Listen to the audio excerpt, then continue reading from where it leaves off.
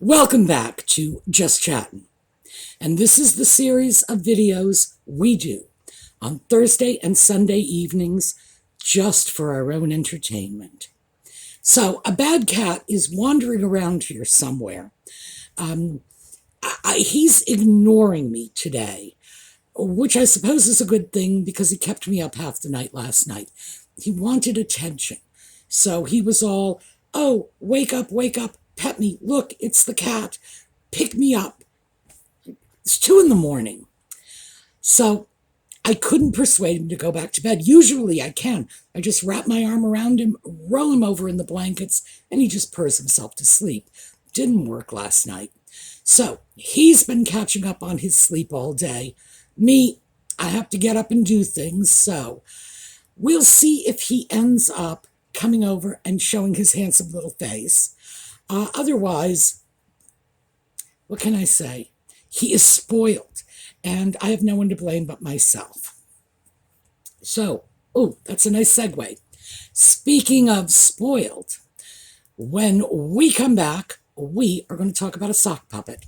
So, we'll see you in a second.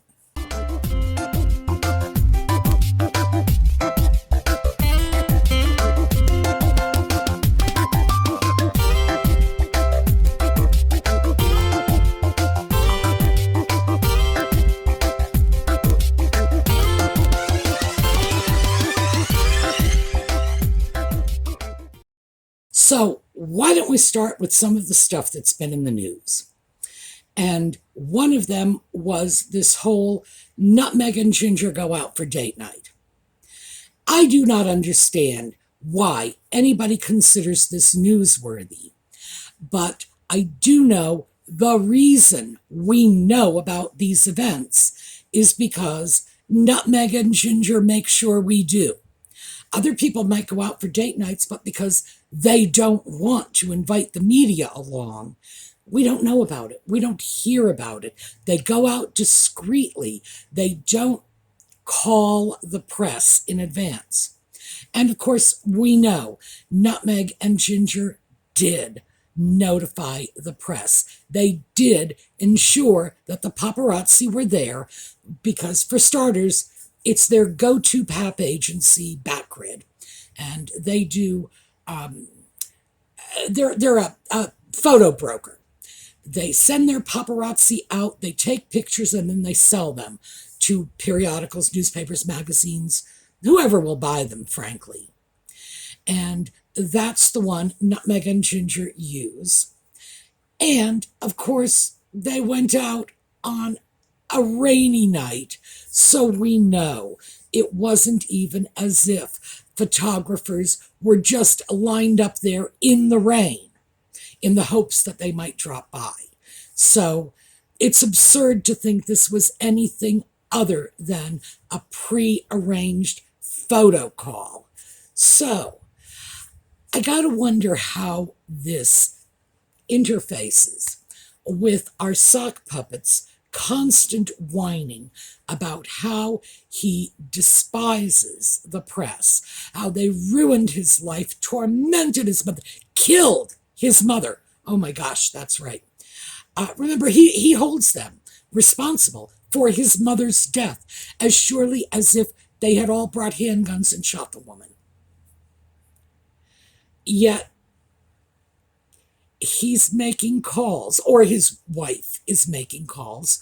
It doesn't matter. They're both involved in the process. If, in fact, his wife is making calls, she's doing it with his knowledge. So it's like, let's call the paps and let them know we're going to be out so we can get our picture taken.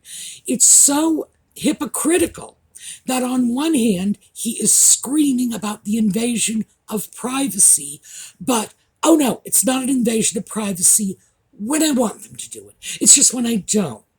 So, frankly, the issue is not privacy. The issue is control. The issue is whether or not he gets to tell these people how to do their jobs. Just that simple. And I'm surprised people are not really more keenly aware of this. I am surprised that when he is interviewed and he starts talking about the press, that the interviewers are not slapping him back immediately with, hey, what about all your pap calls? What about all the times you have done setup photo ops in cemeteries, on the streets, with the bike, with the kids, with the dog, on the date night, in the rain, la la la la la la la. And no one's calling him out on it. Well, Harry, you need to be called out on it.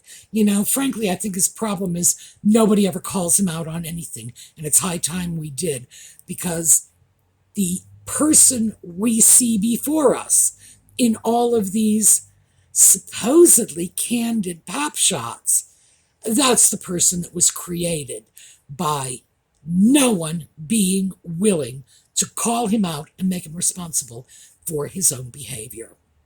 So that's what I've got to say on that.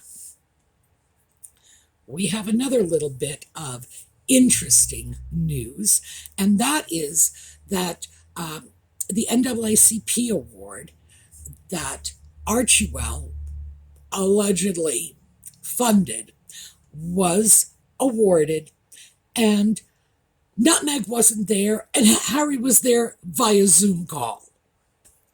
Well, first of all, I wonder if the NAACP is starting to rethink their relationship with these two, because I got to tell you, that doesn't show much commitment on their part. Nutmeg, I kind of understand, because the award went out to an intelligent, well-educated, and attractive woman of color. She's not black, she's Pakistani, so she's South Asian. I don't know. Apparently the NAACP is changing their direction. I'm having trouble keeping up. Nevertheless, Nutmeg doesn't voluntarily share the stage with people who are likely to upstage her. So, there you go. That's a good enough reason for her to stay out of it. The ginger sock puppet, I don't know what his excuse was. And remember, this award was the award that they got in that tit-for-tat trade with the NAACP. Remember, the NAACP gave them an award that was worth $100,000 a year, and they accepted it, and then gave the NAACP back an award that was worth $100,000 a year. Okay. It was one of the most obvious examples of tit for tat ever since, like, the beginning of titty-tatting. It was so over the top to begin with, so obvious and completely transparent that this was a transaction. So what we do have is Nutmeg keeping her head down. Now, I understand that. If I were her, I'd keep my head down too. But again, I'm going to say what I said in previous videos. I think this is because the coronation is coming up.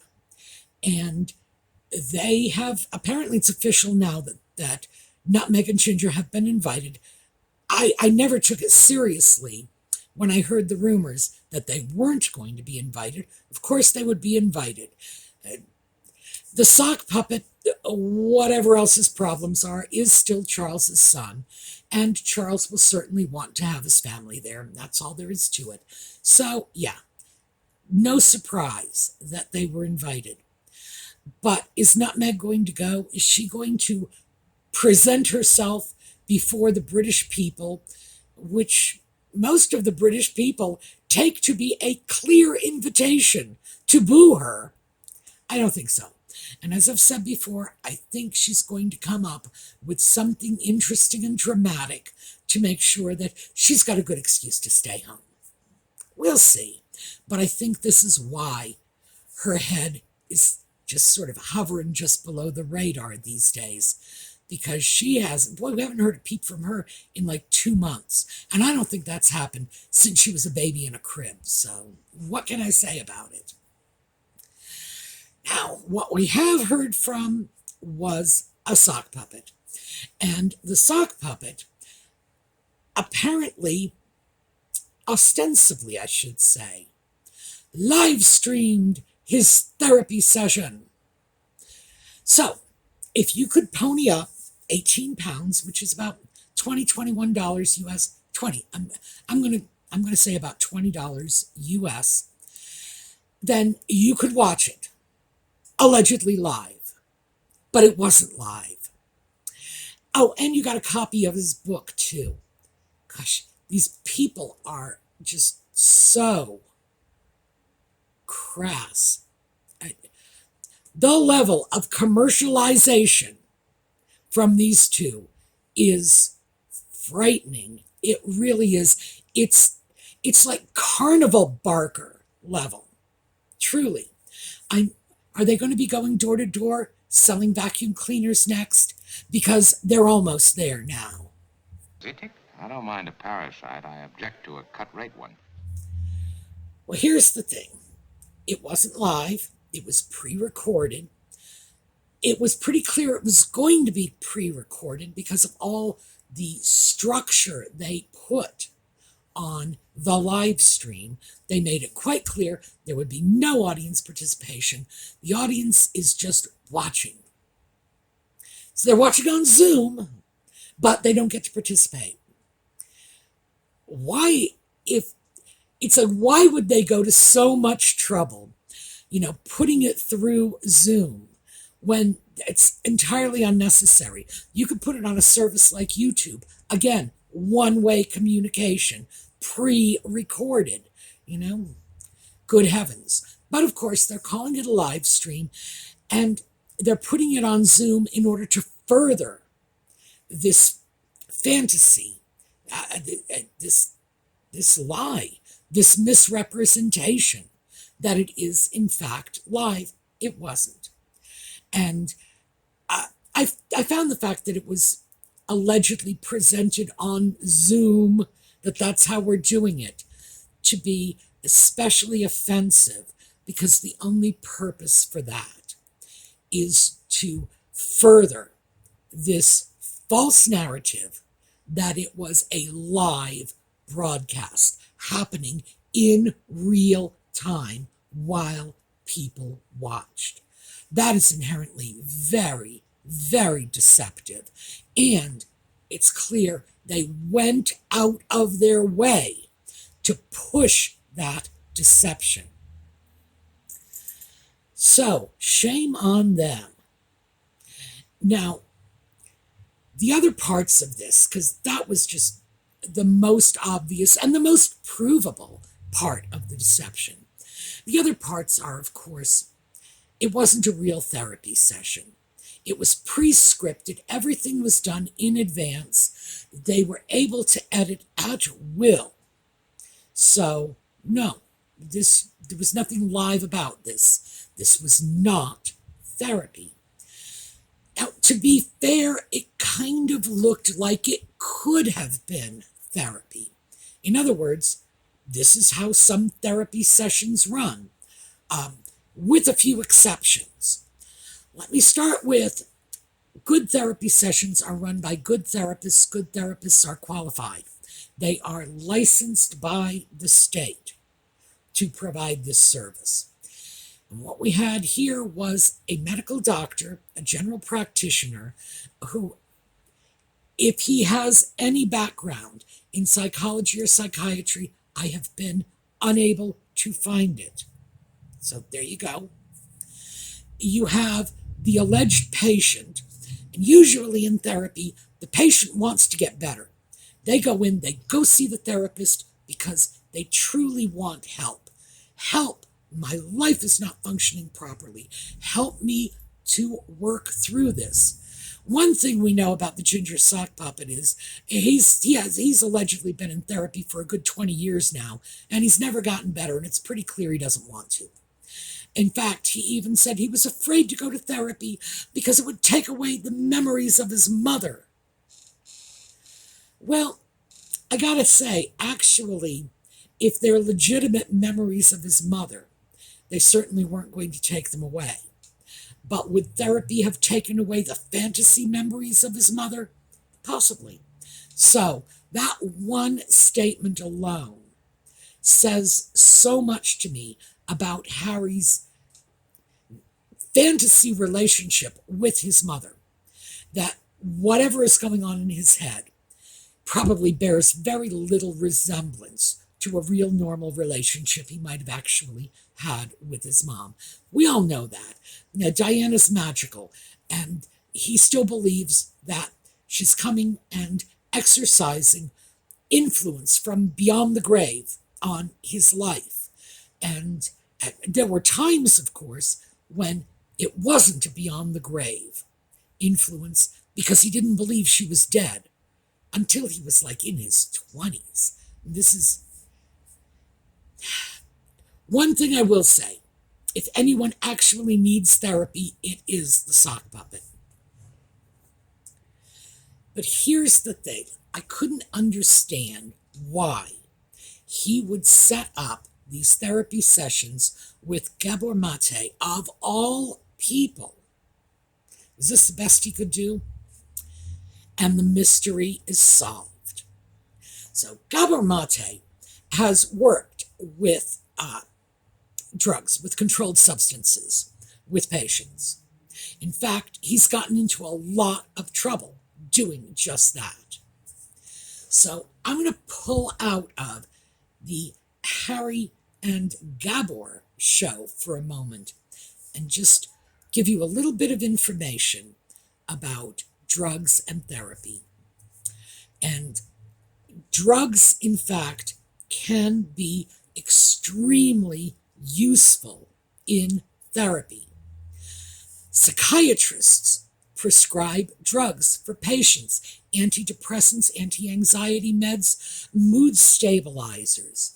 These can be very, very effective, and we've known this for a long time. But other kinds of drugs can also be effective.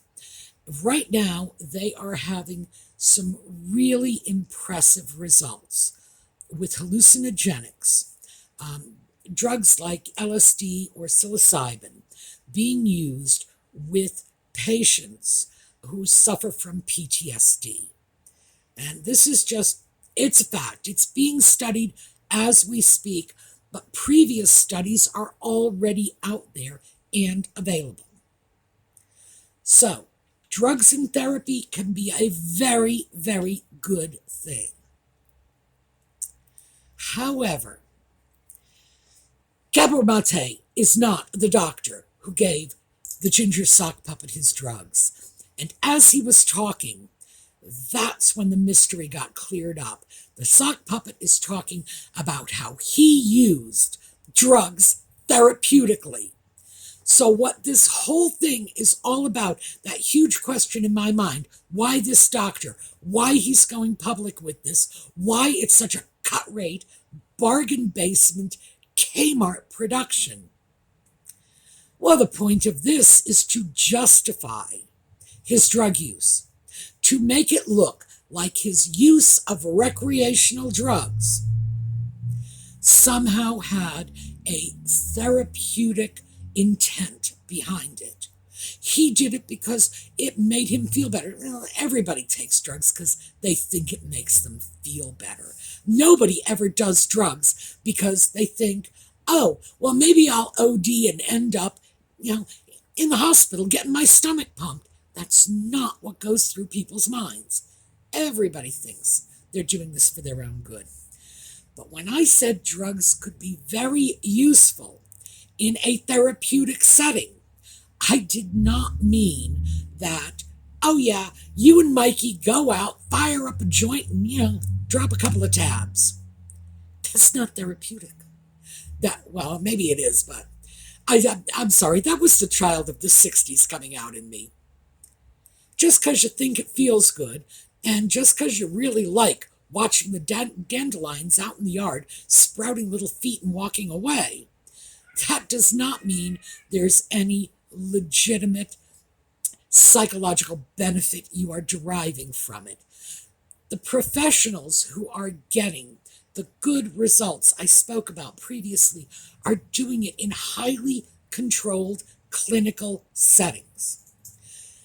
Patients are in a clinic environment, now an office, a hospital, safe environment. They have qualified professionals with them to monitor them and to direct the process, because the process is not just, here, take a tab of acid and I'll call you back in 2 hours. No, they work through their issues with the assistance of the drugs. Gosh, all right, I was a child of the 60s. I am not entirely unfamiliar with hallucinogenics. Now, if in fact I had ever done hallucinogenics, it would have been a very, very, very long time ago. Keep that in mind. You can, under the influence of hallucinogenics, have a sense of clarity about things that are going on in your life that is so profound that when the drug wears off, you take that sense of clarity out into the real world with you. And drugs gone, but the things you sort in your head, the progress you make stays with you, and it can stay with you forever. Because the interesting thing about drugs is sometimes when you are on drugs, your mind will remember that drug experience with greater clarity than it will be able to recall anything else. Let me give you a non-60s, well, it is 60s. Let me give you a clinical example of that. I had a dentist back in the 60s. He was wonderful, and he used nitrous oxide as an anesthetic. And I can remember conversations, we're going back a good 50 years now, I can remember conversations verbatim that I had with that man when I was loaded up on nitrous oxide. So, yeah, it works. It really does. And people who are seriously impacted by issues like post-traumatic stress syndrome can get great benefit from this. But that is not what was going on when the sock puppet was in his wild drug days. What he is trying to do is he's trying to equate his own drug use. I was off doing drugs, trying to say that was therapeutic, that somehow that was related to his trauma. Well, it's possible that his drug use was a response to trauma. It's also possible that it wasn't. Because the fact is, a whole lot of people go out and do drugs and their mommies are still alive. Just the same as a whole lot of people lose their mommies in childhood and never go off and do drugs. We can't say whether or not that is legitimate, and he can't either because he doesn't know, and obviously he's never worked through his issues in therapy, so he doesn't know what the answer is either, because this is someone who is an absolute basket case. So we know that even if he did put in the time in therapy, and I don't believe he did, I think he may have gone to a therapist here and there, but do I think he went through a program of therapy that was aimed at resolving issues? No. He may have shown up here and there now and then, but clearly, whatever went on, it didn't work for him. So, yeah. And the drugs didn't work for him. And the drugs were not part of therapy. And talking about huffing all the nitrous oxide when his allegedly pregnant wife was about to go into labor and would have allegedly needed that for her own pain control. Was that part of his therapy? No. What this whole thing was an effort to legitimize his drug use, rename it as therapy and pass it off as something that it was not. So yeah, mystery solved. For the sock puppet, it was actually a rather sophisticated plan. Not extremely sophisticated because we can see right through it now after the fact. But yeah, he had some help with this. It's probably about on the nutmeg level of planning because she is more sophisticated than he is. She can come up with these Byzantine plans, but usually when the smoke clears, you saw it on an episode of Suits, so it's not coming as a big surprise. But yeah, mystery solved. Now we know what he hoped to accomplish with this bizarre little farce he ran on us. Ugh, appalling. So that's what I have. I do want to talk to you quickly about the the charitable contributions that the channel did this month and about the upcoming giveaway. So, very quickly, we got a $50 contribution from Karen. I'm only giving you first names. I don't have permission to use their names on the air. So we got a $50 contribution from Karen. We also got contributions from Noelle, Kathleen, Mrs. J, and that's J just the letter, and Carol. So what our totals were this month going out was £100 to PTSD resolutions. We've already discussed that. We're going to give them money whenever we can because Trevor's channel has not been monetized yet. It was monetized. They lost their monetization. We'll be able to walk away from this when he's back on track with his ad revenue. But for the moment, he loses his ad revenue. PTSD resolutions lose the contributions he was making. So £100 to them and $300 to Hoo-Ha, love that name, the animal charity in New Zealand. Now that's 300 New Zealand dollars.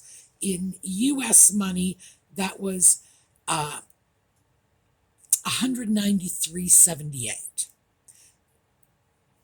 Give or take. I throw in a little extra money whenever we need it I throw it in all the time. I round up so that we can have even dollar amounts, and we have PayPal fees to get the money to the charity, and we have currency conversion fees when the money is going to a country that does not use US dollars.